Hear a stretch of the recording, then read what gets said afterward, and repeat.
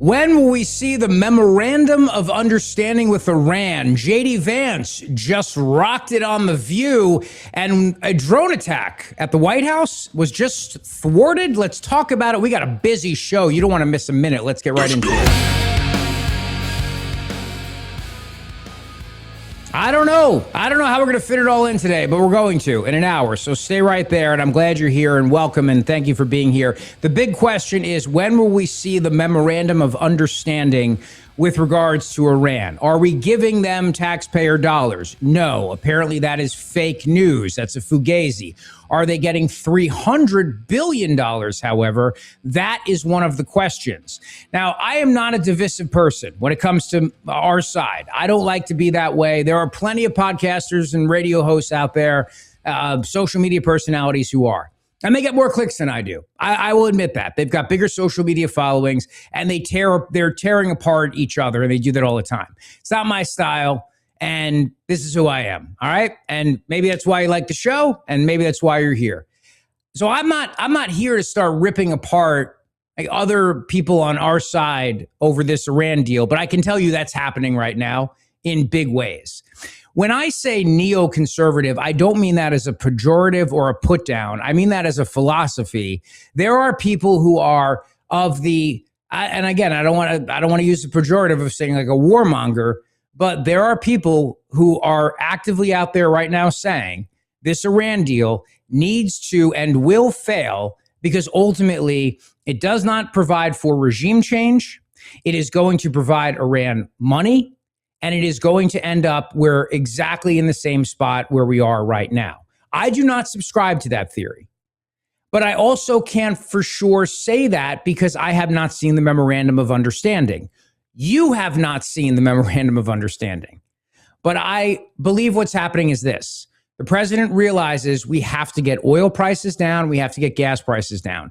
We are heading into midterms. JD Vance was just on The View, and he said gas price today, the national average is $4.07. Too high, but lower than where it's been. We got to get it down because we are heading close to midterms. The Democrats have a whole world of problems. I'm going to play you a clip from CNN's pollster. They got a lot of problems, and we can beat them. Republicans can maintain the majority in both houses. I really believe that, both the House and the Senate. I really believe that. And then avoid the impeachments and the nonstop inquiries and the drawn and quartering of the Trump administration officials and everything. But it's going to hinge on the economy and keeping the anger of the base over affordability and all those other things. So the Iran deal. Here's what we know, all right? The president has said that it is fake news that Iran is getting any money. And he was asked the question, when will the Memorandum of Understanding be released? And it's fake news that they're getting $300 million of taxpayer dollars. JD Vance said the same thing. It's a fugazi. That's not real. Good. But what about the $300 billion of infrastructure money that's going to be provided by the Gulf states? All these details, as they say, the devil's in the details. We need to see the Memorandum of Understanding, which we're told we're going to see it soon. Here's what the president said. We'll start with cut 8. Mr. President, when will the text of the MOU be released? I think pretty soon. I would say, I want it to be released because it's a very powerful document. It's not like the Obama document, which was just a terrible document. This is a very powerful document, and I want it to be released. So probably pretty soon. I would say sometime after Friday, because the Strait opens completely. It's open now, but it opens completely. We'll have all the mines knocked out of, for the most part. We have a lot of lanes right now already. Mr. President. So I think sometime in the very near future. Yeah. We need to see it. But I'm going to trust the president and the process and the negotiations. And remember, there are many other countries involved besides just the United States. And it is very important that we recognize that the world wants this to end. The world is looking for this to end. The question of Israel and where that stands. The president had this to say with regards to Israeli military action in Lebanon. Cut 11. What are the expectations for Israel? Can this deal survive if Israel attacks Lebanon? it can, and I consider that the minor war. Iran's a big one, but we have that little pinprick out there that constantly rears its head, and that's Hezbollah. And, I was very responsible for Syria, and the man that's running Syria now is a person that I put there along with President Erdogan and some others. He's done an amazing job of pulling it together. He's not a Boy Scout, but he's done an amazing job of pulling it together. And he is very good with Hezbollah, does not like them. And I'll tell you what, Israel's fighting Hezbollah too long, and too many people are being killed. And you don't have to knock down an apartment house every time you're looking for somebody, because there are a lot of people in those apartment houses, and they're not all Hezbollah, that I can tell you. And I suggested to Israel to let Syria take care of Hezbollah. Because to be honest with you, I think they do a better job of doing it. Okay. Now, according to Trey Yingst, Fox News reporter who's in Tel Aviv, the president apparently told Netanyahu, Whiskey Tango Foxtrot. Trey Yingst in Tel Aviv, and you spoke with the president not terribly long ago. What can you tell us? Yeah, Kevin, good afternoon. I spoke with President Trump today. He says he expects the deal with Iran to be signed in a matter of hours. We should be measured here, understanding it would not be the first time the Iranians backed away from the table at the last minute.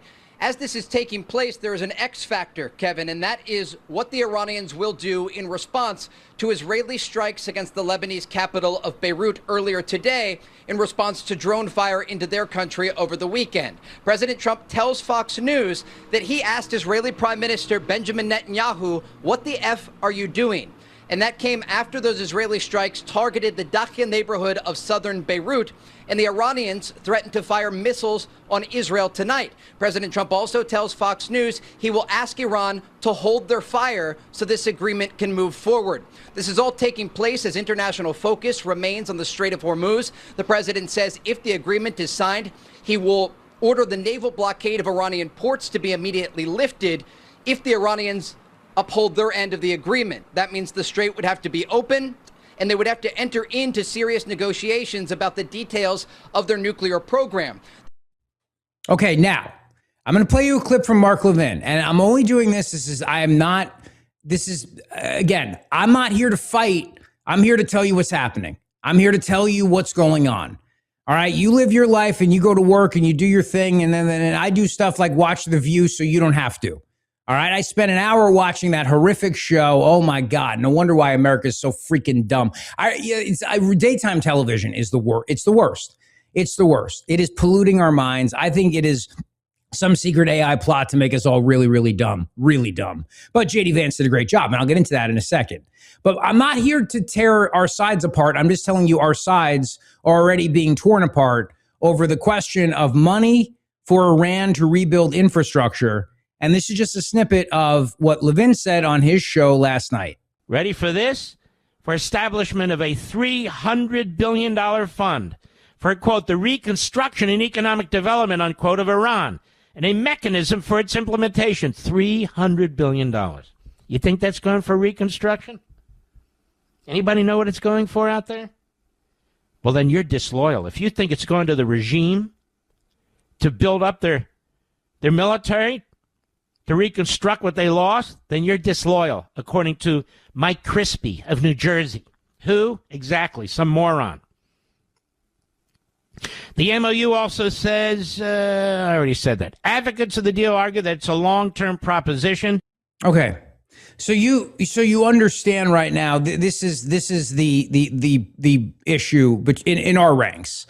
Like Levin just tweeted out, former leaders are gone, but the Iranian regime remains, the ideology remains, and the IRGC remains. So within the ranks of this, there's going to be that issue. I saw General Jack Keene's not happy. Ben Domenech is not happy about this. Not that I think that really matters, but anyway, I want this to end. Okay, I don't subscribe to the theory that this needs to keep going and going and going. But I'm playing this not to further cause division among the ranks. I'm playing this to tell you that there is division among the ranks over this question of these Gulf states providing a fund that Iran has to meet certain parameters to get money. And the goal here apparently is an incentive for Iran. Again, I can't confirm that till I see the memorandum of understanding.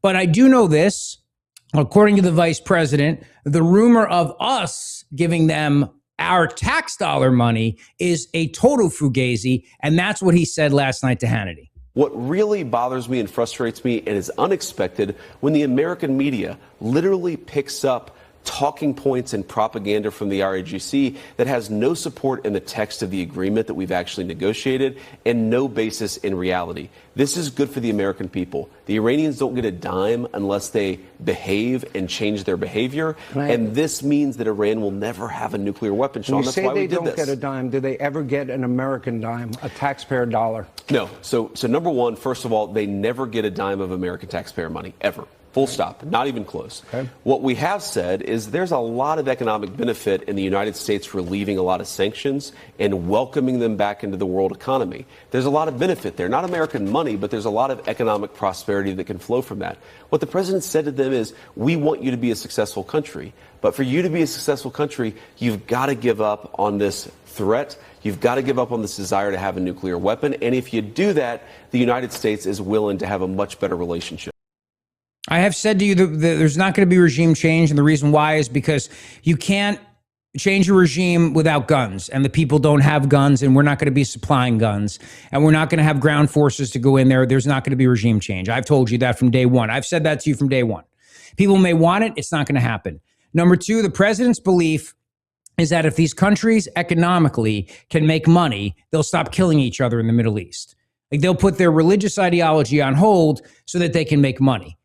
Now, there are others who say that that's possible with countries like Qatar, and it's possible with Abu Dhabi, and it's possible with, Dubai, but it's not possible with Iran because they're too wacko and fundamentalist. But the Ayatollah is dead, and apparently the people who are in charge now may have a different belief on that, as the president's been economically cutting them off because of the Strait of Hormuz. So that's where the hope lies. The hope lies in that, is that they realize now they've taken a big hit economically. They can't sustain this. And I've always told you, the real way to get this to end is when the people that are behind the mullahs, the people that make the money, and their money's getting dried up. And yeah, they may be fundamentalist Muslims, but they got the mansions and the cars and the women, and they got all this stuff. And that oil money starts drying up, and they go to the mullahs and they say, you better end this now. And that's how you actually get this war to end. And I've told you that from day one. It's all about the fazuls. That's the Jersey way of ending a war. So if that is the case, and that motivates Iran, but I'm telling you, there are people within our side who are saying that is not possible with this regime, and they're going to keep pushing the president to stop at nothing but regime change and to make sure that there is no fund for Iran to rebuild whatsoever, that there is no economic carrot for them. That's where things stand right now. I will know more for you as the memorandum comes out and more details come out. But now you know everything that's going on, including the division within the ranks. We shall see where this goes from here. That is the big story of the hour, brought to you by Dr. Mike Veneria, Veneria Dental. Go see him today for your perfect smile. 2 locations to serve you, veneriadental.com. Speaking of JD Vance, he did a great job on The View. I was with some buddies last night. My buddy Lee Pravorsky, my jeweler friend, he invited me to the Phillies game last night. And my buddy Joe Adams and my buddy Steve. I don't know if Steve wants me to say his last name because politically speaking, he's not. So I'll just say my buddy Steve, and he knows because he's listening. But we had a great time, and thanks to Lee for the tickets. The Phils won. It was a fantastic night at the ballpark. It was just a beautiful, beautiful night. We had great seats. We were behind the bar, but really good seats. But my buddy Joe Adams was saying to me, he said, I really, this JD Vance, I think he's on track for 2028. Look, Vance is articulate. He really is. He's good. He's good, and he's charismatic, and he's very likable. That's not me endorsing him for president in 2028. I'm not endorsing anybody yet. It's way too friggin' early. I'm just telling you, the guy has a lot of gifts. He's charismatic and likable. He's very likable, and he's very good. And he went into the Lion's Den today. He went into the heart of it on The View. And he not only survived, he thrived. He did. I mean, I give the guy an A. And I call balls and strikes, and I'm a media guy. So I will give JD Vance deserves a solid A for his performance on The View today. Because he came across, immediately sat down, he made a joke about his how tall he was and his head, made a joke and said, I'm told you're all MAGA ladies, right? It was funny, lightened the mood. And then it was hostility after hostility, and he handled it with poise and grace. And he did not at any point jump across the table and try to choke any of them, which I probably would have done. You know, maybe that's why I can't run for president someday. I probably would have reached across the table and probably would have choked one of them. Before I play you a clip of JD Vance, let me tell you about the Grand Hotel of Cape May, New Jersey, and the incredible stuff they have going on this summer for you, because I love the Grand Hotel of Cape May. It is my happy place. I love it, and you'll love it too. And the kids will love it. Romantic weekend getaways, weddings. I'm telling you right now, you got to think about July, because July is right around the corner. A July midweek stay at the Grand Hotel of Cape May, New Jersey. Stay 3 nights, get $60 a night in resort credits. 5 nights gets you $79 in resort credits. Stay 7 nights, make a week out of it at the Jersey Shore at the Grand Hotel in Cape May. Get $80 a night in resort credits. And Cape May is like no other shore town. It's an old Victorian whaling village. It's beautiful. The boardwalk is close by if you want to go to do the rides and the nightlife, but it's got a very much more, old school vibe. I love it. And the Grand Hotel with a gigantic outdoor heated pool, indoor heated pool if it rains. Forget a shore house, because then you got to wash the sheets and the towels. Grand Hotel, you get that taken care of for you. And you got the restaurant on site, you got the bar, you got the beach cabana, you got the gift shop, and you use your credits for food and drinks, and you have a great time. So they give you money back to enjoy your vacation. Many of the rooms have microwaves and kitchenettes and refrigerators, so you can bring in some food and some snacks, and it's just all around great. Mini golf for the kids in Cape May, ice cream parlors, arcades. Just make your vacation stay now before they book up. Go to grandhotelcapemay.com. grandhotelcapemay.com.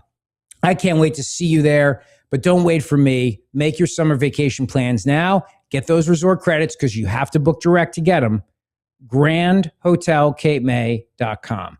So JD Vance went on The View. Right off the bat, they started going after him about affordability. And this is the battle for November, right here over this affordability question. You're a smart person. That's why you like this podcast. And subscribe too. You're smart enough to figure that out, please, right? So hit the subscribe button, and you're smart enough to tell your friends, and you're smart enough to write a good review, right? Please do that for me. Please, I got kids to feed. There are millions of dumb. I'm trying to be kind here, but they're dumbasses, all right? And they watch daytime television, and they hear the drivel, and they turn on the evening news. Do you realize millions of people still get their information from the evening news? And they hear this stuff, and so you got to set the narrative straight. That's why it's important to go on shows like this. Because you may be saying to yourself, like, why is JD Vance going on The View? I mean, I know he's got a book to sell, but still, you have to. You have to go where voters are. And millions of them watch daytime television. Millions of them watch the CBS, NBC, and ABC evening news. I know that that's insane. Millions of them watch the Good Morning America and CBS, whatever. They watch these shows, and they hear a different narrative than what you're hearing on Fox News or on my podcast or on other people's shows. So you have to go where they are, and you have to set the record straight. And that's what JD Vance did. And right away, they came after him on affordability. To decide whether we've done a good job or not, and that's how they're going to vote. Okay. So President Trump has called affordability a hoax. He said that, not me. This is Joy Behar, very chipper. Into this ballroom of his and the reflecting pool. Oh, don't forget the Arch de Trump, I call it, and a White House cage match. All these things. Why is he doing them when you just, everybody knows that Americans are struggling? What is he spending all this money for? Well, I got to defend the president on the hoax point. What the president said is the idea that Republicans caused the affordability problem is a hoax. And I think that's true. If you go back to the Biden administration, inflation got up to 9% under the Biden administration. Okay. Right now it's at 3.5%. By the way, too high. We're doing everything that we can to bring it back down to 2.5%, which is where most people would like to see it. But we inherited an affordability problem. We're doing a lot to make it better. It's going to take a little bit of time. There's a lot more work to do. But the president knows that a lot of Americans are struggling. In fact, he ran on that. He talked about it. And we've done some things and made some good progress on that point. He just said he loves the inflation. What he said, Anna, what he said is that he loves the fact that the inflation is going to come down when this war is over. That's what he said. That's not what he said. That wasn't a direct. Are you his interpreter or are you his vice president? Come on. Well, look. What the president said. People were asking about the inflation. They were asking about the affordability problem, which again is very real. And what he said is, "I love the inflation because it's going to come down when the war is over." And now, again, we already see gas prices today, $4.06 a gallon, too high, but way down from where they were just a couple of weeks ago. So there's a lot of down from where they were. All right, so let's think about that for a second, right? When the president said, "I love the inflation's back because it's going to come down," what he means is it's going to come down from midterms. Let's cut through the BS, right? That's what he meant. All right, and that's what he meant. He's like, "Yeah, I love it because it's going to come down by midterms and we're going to win." That's what the president was saying. You know it and I know it. Let's cut through the crap. But J.D. Vance, of course, is, he's the VP and he's got to do his thing on The View. I get it. I completely understand. But when that happens, and now that the war looks like it's going to end and gas prices are going to come down and oil is going to come down, Democrats have a major problem. So I'm going to shift from J.D. Vance for a second to CNN's pollster Harry Enten to tell you how screwed Democrats are heading into November. That's why I want this war to end, because if you get this war over and then, yes, inflation comes down and yes, energy prices go down and food prices go down and all the other things that happen, then what that means is Republicans can win the House and the Senate. And then that's good. That's really, really good. And that's what the president meant too. So he's like, yeah, I love inflation now because by midterms, we're going to win because it's going to come down. That's really what he was saying. And here's what Harry Enten had to say on that. I think the warning sign is this. Democrats have an edge, but compared to what we see historically, it's really not that big of a lead. I mean, just take a look here. Okay, this is Congress National June polls, Dem leads, and this is NBC News, midterm years with the GOP press. Look at this. They're up by 5 points, but that's half the lead they had back in 2018 when it was 10 points, and less than half the lead they had back in 2006 with 11 points when Democrats took back the House in both of those years. And now the Democratic lead is on a single hand. 1, 2, 3, 4, 5 points. And it's this type of lead where you say, you know what, Democrats are ahead, but don't count your chickens just quite yet. And Harry, we've been talking about this. As time goes on, you and I have kept on looking at these numbers saying it just doesn't look like the numbers we've seen when there have been waves for Democrats in the past. What are the trends in the other polls? Yeah, okay, so this is not just one poll in which we are seeing this. There is this group of pollsters that are out there that are just not showing the wave you might expect given where the president's approval rating is. Okay, what are we talking about? We're talking about NBC, Marquette University Law School, and Ipsos. Look at where they were January and February, and look at where they are May and June. NBC, down a point. MU Law, down 3 points. Ipsos, basically staying the same. So the Democrats hold these leads, but again, you have this group of pollsters that are out there where this lead, simply put, is not matching what you might expect if you're expecting a Democratic wave. There you go. Bottom line. So then you get the war over, energy prices are coming down, the oil prices, the gas prices down, food prices come down. It takes a little while. Obviously, it stabilizes. And then there you go.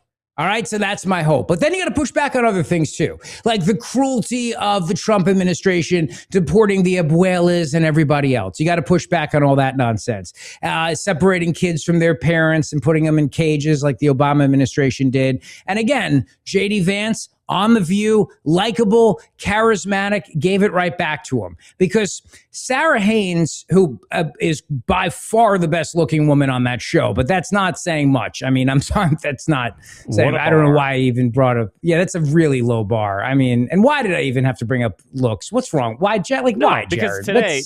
Today, J.D. Vance was the second best looking woman on that show. Like, it's not like a high, you know? There was a lot about looks. They talked about heads a lot, and they talked about his height, and so maybe that's the reason why I said it. And maybe because I've never watched it before, actually. Maybe there's that. You did watch the whole thing. I couldn't believe it. You weren't just waiting for clips. You were like waiting through it. You were in it, man.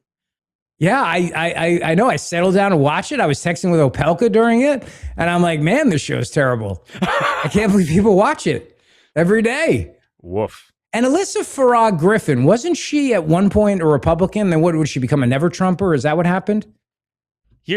But you're asking me a lot of follow-up questions about The View that I was absolutely not prepared for. Also, whatever that chair is, like, anytime you learn who it is, like, whatever, it's Meghan McCain, and then the next thing you know, like, they're gone. It's Elizabeth Hasselbeck, and then the next time I turn on, I'm like, where's this person? Like, it is... I guess they've moved, like Barbara Walters, and some of those people changed, but like for the most part, three of those old cronies never change, and then there's always like, I don't know, what Republican can we get today? Like, it's got to be a Karen woman, Johnson, Whoopi Goldberg, she's a fixture. Anna Navarro and Joy Behar. They're like this solid three, I guess, right? Yeah. Well, because like Sonny's a lady. Why are we talking about it? Point is, that chair, they can't get a Republican that's willing to sit there day after day and just get just pooped on over and over again. Like, so I don't know. I can't keep up with because I would have reached across the table and strangled one of them. That's what I'm saying. JD Vance is a tremendous... That's why they don't let that men can't be that conservative chair. That's why. They know what's I'm just trying to get it outnumbered. All right, so then they tried to go after him about, or maybe it was Sonny Hostin about the children. But anyway, cut 4. Did have a criminal record. They had a sex trafficking conviction. Don't have criminal records. So the majority of people that ICE is rounding up and taking out of their homes from their families, they're separating families. They're using children as bait. But the majority are not criminals. But can I respond to that, guys? Let me just say this. Okay, so you talk about the children. Here's what I'd say. Do we know that during the last administration, we had tens of thousands of children who were sex trafficked by the cartels, who were brought into our country in profoundly dangerous and predatory conditions? Let's talk about this administration. But here's the point. Unless you enforce the border, you invite that kind of conduct. You think that our immigration policies are inhumane based on the reporting of one person with a political bias. What I'm telling you is that it's inhumane to allow cartels to sex traffic people across our border. And by the way, please hold on. I appreciate that. Hold We're going to on. get you back, Anna. We're coming back with more with the vice president. 6 on 1, and he's 100% right. He's exactly right. And if he had had more time, he would have said, and we've gotten back hundreds of thousands of these kids. And it was the New York Times that did the report that said there were over 400,000 kids, migrant kids who were missing, and we can't find them, like 450,000. New York Times, not exactly a conservative outlet. But the 6 on 1 is what he's dealing with here, all right? And then Whoopi asked him the dumbest question of the day, and I was waiting for this because this is really why I was watching. I was waiting for a really dumb question. Now, if you're gonna bring up a question like this, and you're gonna put to the vice president of the United States, you got to have a specific example of something. You can't just be like, "I heard this," and then be like, "Well, what are you talking about?" "Oh no, I heard this is happening." "Well, can you give me an example?" "Well, yeah, I mean, a friend told me that he heard from a friend who heard it from a friend who heard it from a friend that you were removing Black history." What? Color in your family. Sure. So when you see, things, the Emmett Till stuff coming down, or them doing all kinds of removal of information of Black heroes, how does that sit with you? Well, what exactly are you talking about, Whoopi? Because you just I know Emmett Till was the kid. No, I want to know what she's. You don't know what I'm talking to your about. actual point. So in a lot of the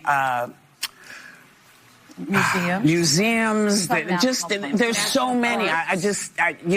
Where they're taking down the actual history that happened in this country. Slavery happened. All kinds of stuff happened, and it seems that it has been very easy for this administration to remove that and also to denigrate Black folks who have worked their behinds off to get this American dream. How do you, you know better.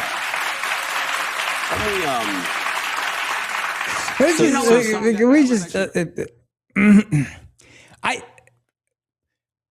I hear that these things are coming down in museums all over they're removing like slave that didn't. and also, the food at the food court is terrible. And also, and then that was a really bad question, but he was very kind and just let her go on. And there you go. And I don't know, is that clip go on or is that the end of it, Jared? It's most of the end of it. But yeah, she never had a, that was it. Yeah. And then he kind of moved away from that because she doesn't know what the hell she's talking about because we're not erasing history. And then he said there's a report that we were denying black people who were black were not getting jobs in the administration. And he said that was a lie. And we welcome all groups and we welcome all people and we welcome everybody. As long as you're a U.S. citizen here illegally, we welcome you to our coalition. We even welcome you to our coalition. If you didn't vote for us, we welcome you to our coalition. It was a great answer. But her question was the dumbest question I've ever heard. You need to be able to have specifics. But even if you've been in this situation, there's 6 people, okay? Right? Yeah. How many questions, if you're a panelist, are you going to get? In just in the time, right? Like 2, right? You don't have facts for one of the 2 questions you're going to ask? You're not ready? You can't she just pulls it out of her blanket. It's like, I hear this stuff's happening. And he's like, what do you mean, Whoopi? Give me an example. And she's like, I just heard it somewhere. You know what I'm talking about. Like, no, we don't. Like 35 seconds of prep before you go on to ask the vice president a question. Put it into ChatGPT and say, give me a specific example of Black history being erased so that I can ask the vice president in 35 seconds when I'm going to ask him one of 2 questions. Not just be like, a friend told me that he heard from somebody that they opened up the museum guide and there was a missing page in the museum pamphlet because a kid ripped it out and tore it down and threw it on the floor. Like, what? What are you saying? Whoopi's ChatGPT prompt is always, imagine that you are a skilled interviewer on a daytime talk show. And maybe the vice president is coming today. Like, all of her prompts must start that way.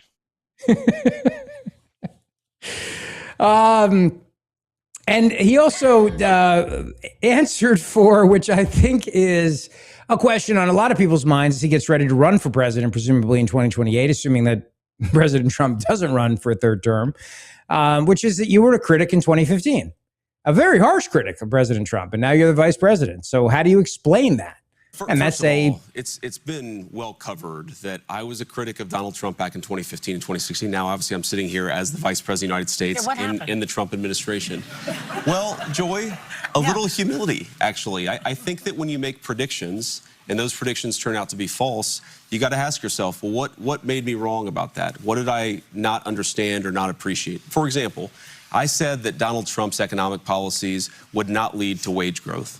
They did in the first term. That was actually a major, major thing. I said that we couldn't bring back any of those factory jobs because I kind of had given into this idea that those jobs were disappearing. But actually, Donald Trump, you saw a manufacturing boom during that administration. So there's a certain point. Let me just this question. So there's a certain point where you say, you know, I made predictions about this. I ended up being wrong. Yeah. And in politics and anything, I think it's important to just say, you know what? I got some things wrong, and I was wrong about him. He was. All right. Takes a lot to admit you were wrong, right? Obviously. And that's the key. Now, can he hold the MAGA coalition in 2028? Is he going to run? It certainly appears like it. Is Rubio going to run? Let me tell you something. Let's just worry about midterms. Let's just worry about getting through November and then worry about 2028. 2028 is 1 million political years from now. 1 million political years from now. And I don't know.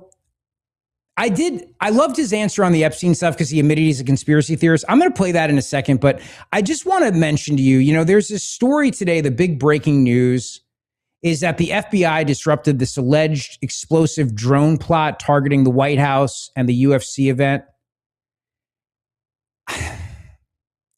Something about this story, I don't know. There's a battle on Capitol Hill right now to renew Section 702 of the FISA Act. And my Zeoli Fugazi radar is up on this. I'm not definitively saying that this is a hoax or I'm not trying to pretend like this is a false flag or something like that. They had this signal chat that allegedly revealed 23 people discussing pre-operational activity, and that there was going to be a drone attack, and then there was going to be a pre-staged sniper team, according to the FBI. They learned of the threat. They arrested people in Cincinnati, including a 19-year-old named Tyson Proper, okay? And then others identified as Brian Omar Roa and Michael Allen Thomas in California were arrested as well. Others were arrested in Missouri and Nebraska. According to one of the criminal complaints, one of the guys spent $3,000 of his graduation money to purchase lots of ammo, guns, magazines, and other items for the alleged attack. And that some of these people had ARs and they had rounds. And in the days leading up to the weekend, our special agents, mission support personnel, and technical security teams worked around the clock to identify those responsible and hold them accountable, said Secret Service Director Sean Curran. Equally important to our protective mission is ensuring accountability through the justice system. To that end, our formal complaint regarding the specifics of the case will be made through court filings. Investigators later uncovered in signal chats in which multiple people allegedly discussed attacking the UFC event. They were going to go after the capitalist elites, the billionaires, and the politicians who received donations from AIPAC. Now, look, I'm not suggesting that they didn't want to do this. I'm not suggesting that the government's lying about this. I'm just making three observations. Number one is they caught them. Okay? Number two is that suddenly right now in Washington, they're running around screaming, if we don't renew Section 702 of the FISA Act exactly as it's written right now, right this second, then we're going to have a massive attack. And number three is that I don't know exactly how well these guys would have been able to really pull this off. Now, maybe they would have, but it doesn't seem like it to me. There's one thing with chatter, and then there's another thing with actually, taking action to do these things. And I'm only saying that to you because there's an urge now. There's suddenly a big rush again on Capitol Hill to get Section 702 of the FISA Act renewed.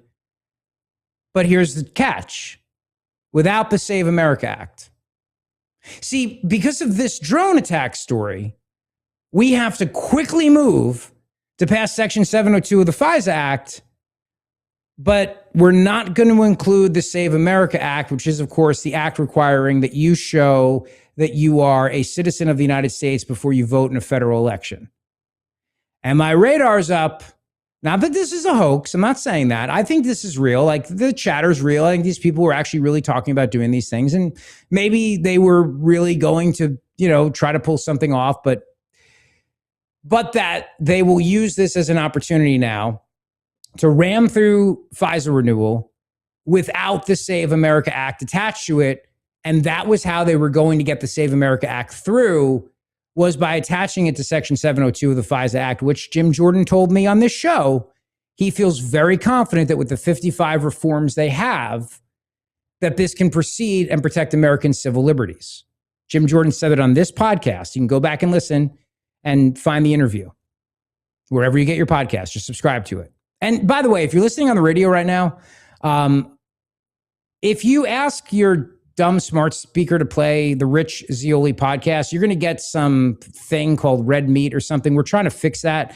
But for now, you may have to take an extra step to find the podcast if you're not watching on YouTube. Either way, just Apple, Spotify, YouTube, Rich Zeoli podcast. And if you get some drivel that's called red meat and some nonsense it's not me, and we're working on that. My apologies, but don't give up on me. All right, please don't give up. Okay, Duffy Domino, don't give up. Anyway, I just see John Thune using this as an opportunity to ram this through without getting you what you want, what we need, which is going to go a lot. It's going to go a lot more to save America, the Save America Act, to make sure that only citizens can vote. Did you do more to protect America than renewing Section 702 will? Because I'm sorry, but there are still ways for the government to get what they need in investigations, even if Section 702 is not immediately renewed. And the panic and the fever over that, it's like stop. Don't manipulate me. And I hate being manipulated. So I'm just pointing that out to you. Multiple things can be true. It's like the guys who were going to kidnap Gretchen Whitmer. Were they talking about kidnapping or yes? Were FBI undercover, not agents, but informants, the ones who actually got these, these like hillbillies off the couch in Michigan? And yes. It's the same with January 6th. It's like, we're there. The guy who's telling everybody to go inside the Capitol.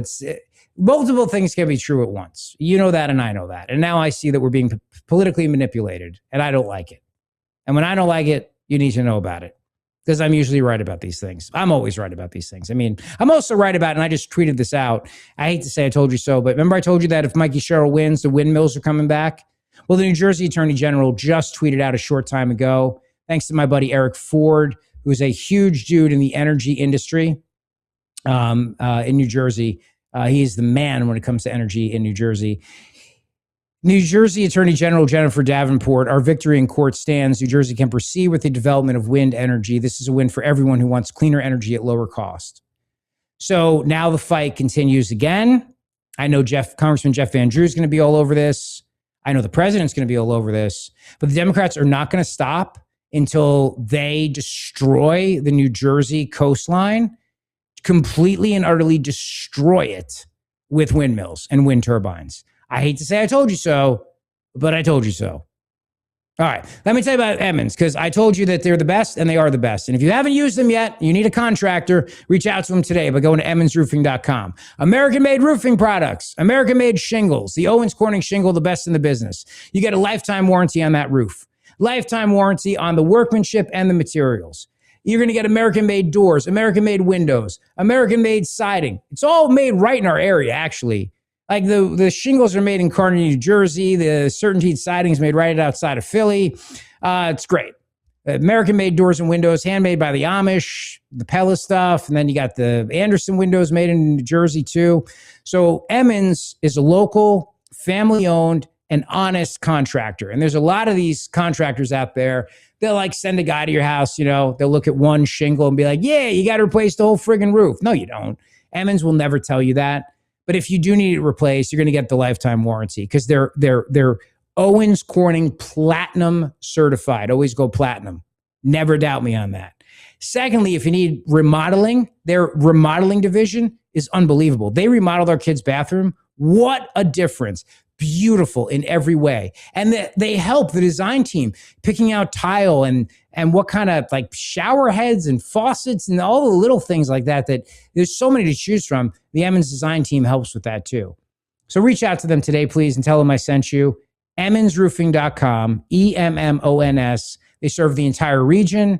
Jersey Shore. How's that Jersey Shore house of yours doing? Speaking of the shore. Emmons serves the shore as well. And commercial, if you got a business, if you're a business owner, if you work for a big company, Emmons has a great commercial division. And all the people that I know who've used them for commercial projects have been thrilled, just like the people I've sent them for residential. emmonsroofing.com. All right, I got to move to California. No. Let me rephrase that. That came across wrong, Jared.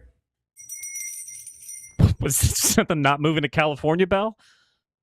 Yeah, that was the bell they sent me. Greg Stocker and the kind folks at PHT sent me a gift package and included a bell, which I rang to get my wife and children to bring me things. Yes. Okay. Well, so not to derail, Bridget. Yeah, I'm sure she'd love that. She seems like the kind of person that would love that. Also, but you did claim you were going to play an Epstein clip from The View with your ADD brain. Should I do that now before I get to California? You do a lot of teasing without a lot of reward. Maybe we should just pay off a little bit. This is so like when you were my program director. I love it. It's great. Just a little bit. I love it. It keeps me honest. Yeah. All right, keep me honest. This is why you're here. That are totally missing context. Well, here's what I'll say. So, number one, I am frankly kind of a conspiracy theory on the Epstein stuff, and that story says that that's one of the things that's true, is that some people called me a conspiracy theory on the Epstein stuff. Called you a conspiracy and I love Susie, but absolutely, she thinks I'm a conspiracy theorist on the Epstein stuff, because I think that it's crazy that you had this guy who is clearly a sex predator who is hanging out with a lot of very wealthy and powerful people. Like, that really bothered me. I don't know what's there, of course. Nobody knows exactly what happened unless you were there, but that really bothered me, and I wanted to have full transparency. What I disagree disagree with is the idea that the White House wasn't committed to full transparency. We have to remember, like, I was inside the room when some of these decisions were made. The Epstein Files Transparency Act, the one that the president signed, the one that led to all these files that we're seeing, the emails. By the way, again, sorry, Joe, I do have to defend my boss. I know you guys don't always appreciate this, but, you know, one of the things you see in the Epstein emails is that Jeffrey Epstein hated Donald Trump, and that Donald Trump literally reported Jeffrey Epstein to the police. That's one of the things that came out of these. Bingo right there. Bingo. Bingo. Good job by the vice president. Jared, thank you for keeping me honest. I was with my buddies last night, and they were like, so how do you know this guy? I said, well, he used to be my boss. He was my program director. And he used to call me to his office all the time and yell at me that I didn't deliver on my teases. So it's like kind of funny, literally the next day. It's like a list of 10 things. Like a rich tease is a list of half stuff that we might do. And also, you know, the clock and staying on time. I was never little that things guy. like that. It was always, yeah. You know, those minor details, like hitting your brakes on time. And I wasn't that guy, but when you're not that guy, all of a sudden you got a guy like Rich Zeoli, and he was like, why do I have to throw it to the Phillies game at 7:07? They should wait for me. I wasn't done with my point yet. Like, okay, maybe I let this train get a little out of the station on me here. It's time to have a conversation. I don't think that is true. I think that is such an exaggeration. You came right up to pregame for Phillies pregame. You were always like, you were like I don't know, people don't remember, but Howard Stern used to not take any of his breaks, and radio stations would play like 20 minutes of commercials at the end of his show because he just never went to break in the last hour. You weren't there, but you could see there from where you lived. Oh, that's so funny! Right up to first pitch, literally, like right up to first pitch. Now the Phillies. Fine, go ahead. All right, so should we get into California? Yes, should we do it? Please. All right. So Gavin Newsom and his hair, the American psycho, the shape-shifting political demon that he is now claiming that the Trump administration has decided to just randomly target his wife, Jennifer Siebel Newsom, the first partner of California, who is politically active in every single way, shape, and form. She's not just a private citizen. She has engaged in politics, as I will explain. But Gavin, of course, and Jennifer both see an opportunity here to say that the orange man is choosing to go after them using the power of the Justice Department to target them for purely political reasons. So is that happening? Well, here's the claim by Gavin Newsom's hair. One by one, anyone who has challenged Donald Trump has ended up on his hit list. And today, I proudly join that list. After calling for my arrest last year, Donald Trump directed his Department of Justice to investigate me. And just in the last week, I've learned that his campaign has reached my own home. To get me, he's coming after my wife, Jen, a public servant, a woman who's dedicated her life to supporting women and girls.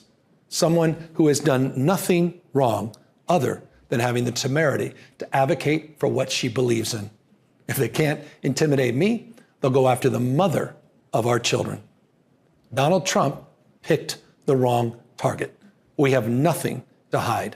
His political operatives can take every record and read every page, but they'll be looking in the wrong place. Because if they really want to find corruption, look no further than 1600 Pennsylvania Avenue. Oh, snap. That's his address. I Googled that. That's the White House. They're coming after the mother of my children. Yes, randomly, for no reason whatsoever. They just decided to target your incredibly attractive wife. Just, why not? Why not? Pretty blonde woman in California. Let's just go after her. Why not?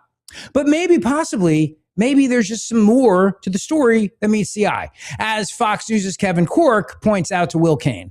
Is familiar tell Fox News that the investigation, Will, has actually been ongoing since 2025 and that the probe is based on whistleblower complaints related to Newsom and his wife's personal finances. Now, the case is apparently being handled by the U.S. Attorney's Office in Sacramento. And as you pointed out, the governor remains defiant, saying today that the president is, quote, coming after my wife, Jen. In recent days, federal agents have knocked on the doors of family, friends, and former employees. Not because they found a crime, because they're simply trying to find one. They're demanding records. They're abusing the grand jury process, digging through years and years of random documents. So let me say it again. Mr. President, come after me. I'm not going anywhere. And the country is watching.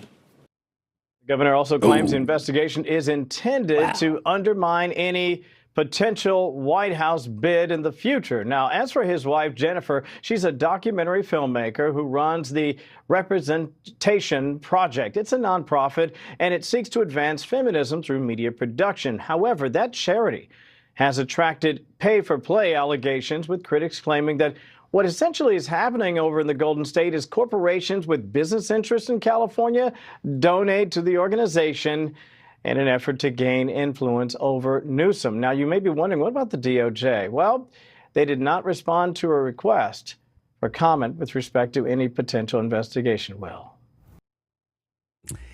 according to Susan Crabtree at Real Clear Politics, Real Clear Investigations, in her book Fool's Gold, Susan's a friend of mine, Jennifer Siebel Newsom's Representation Project nonprofit paid her a total salary. Now, guys, you go to a nonprofit, you think you're to take a pay cut, right? No, that's radio. If you go to a nonprofit, actually, you tend to do quite well. Paid her a total of $1.5 million in salary between 2013 and 2021, and has funneled $1.6 million since 2012 to her private production company, Girls Club Entertainment, which sounds like a much different kind of entertainment company, including $161,250 in 2024 alone. Several corporations with contracts or business pending before the state provided 5- and 6-figure donations to the charity during Newsom's time as governor. In addition to that, the Representation Project, which releases these documentary indoctrination films, including Misrepresentation, MISS, Miss, The Mask You Live In, The Great American Lie, and Fair Play, each packaged with accompanying classroom curricula. Some of that curricula advises teachers and administrators that students may need to speak with a school counselor after viewing the films and completing assignments which discuss social privilege, oppression, and gender equity. And here's the rub. Ready? The film's materials also include what critics have described as overt political advocacy. They feature commentary from Governor Newsom himself, pressing student viewers to organize with friends and to vote for politicians supporting a care economy. In addition, some content includes the kids and the schools and the teachers having to pay additional money, and no shock that the schools start coughing it up. The California Partners Project, a nonprofit focused on women in corporate leadership and child online safety, which counts amongst its donors and groups with active businesses before the state government. They have solicited $4.3 million in donations to this project since 2020, including $1.8 million from Federated Indians of Grattan Rancheria, a Native American tribe operating a state-licensed casino in Sonoma County. Let me put up for you a graphic as well regarding that and that Indian tribe here. Andrew Kerr put this up so that you know the extent of the corruption here. The New York Times story doesn't mention that Newsom asked the Native American tribe to donate a huge amount of money to his wife's charity just after the governor used his office to block its rival tribe from opening a competing casino.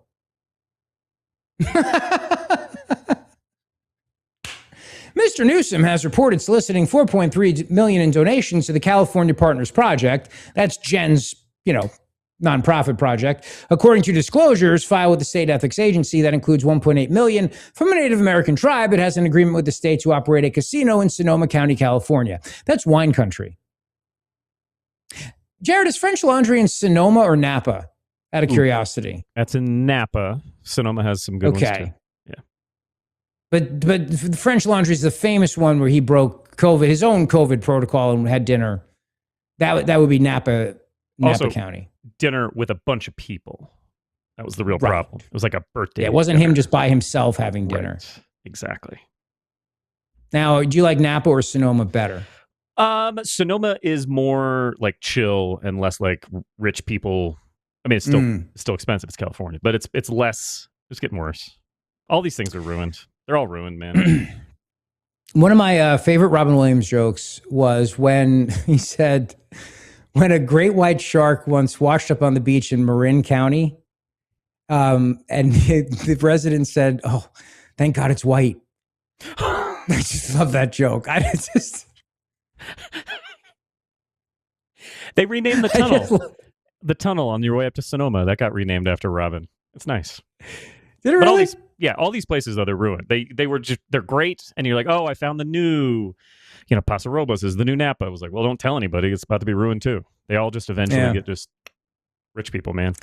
It's like Willamette, right? In Oregon was the Pinot Noir country, and then that's getting ruined. I went in March, and bottles were much more $70 than they were $20. Yeah. God. Yeah. See? It's gotten bad. Man. Jared was the program director out in San Francisco for a number of years, so he's familiar with that area, that region. Talking a lot about my career today. I'm not sure how I feel all about it. Why not? The Zeoli Army loves you. I'm happy to talk You're about a huge You're a huge hit with the Zeoli Army. Matt DeSantis was the bar. Like, I can't, if I wasn't a hit with the... That's true. It's not saying much. I don't think you should feel good about that. That's like saying Sarah Haynes is the best looking woman on The View. It's kind of like that, you know? Yeah. Thank you. But starting from that, another nonprofit group with ties to Mr. Newsom is called the California Protocol Foundation. Its board includes some of Mr. Newsom's top advisors, and the foundation pays for initiatives that the governor says he does not want state taxpayers to cover, blah, blah, blah, blah, blah, blah. Here's a little clip of Jennifer Newsom's latest indoctrination documentary, which will be shoved into schools, and she'll pay herself, and they'll find all these grants, and all these companies will give grants to her various nonprofits. I'm not even going to get in because I don't have time today to get into the amount of money that has been given by the power company out there, the PG&E, to the Newsoms and their various charitable foundations. But it seems like Jen is actually the target not because she's a pretty blonde in California and the mother of Gavin's children, but maybe because these nonprofits might be a way for her to funnel money, and these companies know they got to write a check if they want to do business with the state of California. That's not okay. It's also not okay to use that to indoctrinate our kids in California public schools. That's exactly what she's trying to do with all her gender nonsense. So here's a little bit of that. This representation Rise Up examines the rise of the tech industrial complex as the new American superpower, and how AI and social media are being weaponized to harm girls and women's mental health, our safety, and our power. And it's happening at an unprecedented rate and unprecedented scale. It also invites us to take action to demand better tech policies to keep women and girls and children, all children frankly, safe online and off. Documentaries are here to tell truth to power, to inform us, to educate us, to inspire us to be the change we wish to see in the world. And it's my life's work that we really center women and girls' stories and ensure that we're giving children the best start in life. And I think this film is going to be a part of that movement. So thank you again and enjoy the film. This representation. Thank you again and enjoy the film. It was paid for by corporations and other entities looking to do business with the state of California. Misrepresentation. So that's what you know now about the Newsom investigation. All right, before we get out of here, the left is feigning outrage. I love this this post from Maze Moore, because Trump had UFC at the White House and is extravagantly celebrating America's 250th birthday. Trump has degraded the White House, they've said, and so on and so on. And I believe there's a clip. Did I send you an audio clip, Jared, of Obama and Obama and yep, I'm ready with it. Yeah. All right. So Obama and just a poor farmer from New Jersey by the name of Bruce Springsteen. What is true is we had some good parties at the White House. Woo! There's no I mean, part of it is the fact that, we had amazing people like Bruce who were willing to play. And it turns out that folks, if they're at a good party, they don't want to go home even when it's the White House. It would go late sometimes. Oh, yeah. And people misbehaved in ways I would not have expected under the portrait of George Washington and Martha Washington. See, that's weird, because I thought it was the People's House, and it was only supposed to be about decorum, and everybody got invited, and it wasn't exclusive, and because I didn't get invited, maybe you did. Usher and Jay-Z were regulars. Snoop Dogg said he smoked weed at the White House when Obama was there. John Legend and his wife joked about having sex at the White House. Apparently, that's not degrading the White House at all. Press were not allowed. No photos were allowed of guests entering or leaving. In many cases, there were no records of who came and went. No guest list at all. Bunch of celebrities partying in private till 4 a.m. in the people's house. You were not there. I was not there. But luckily, just a citizen farmer, old McSpringsteen and the EIEO band. At least Bruce got to go on behalf of all of us hardworking people. Have a great rest of your day. Please hit the subscribe button and come back tomorrow. And remember, you are the best way to help us grow the Rich Zeoli podcast. So please tell your friends, tell your enemies, and we'll see you tomorrow. Thank you. Let's go.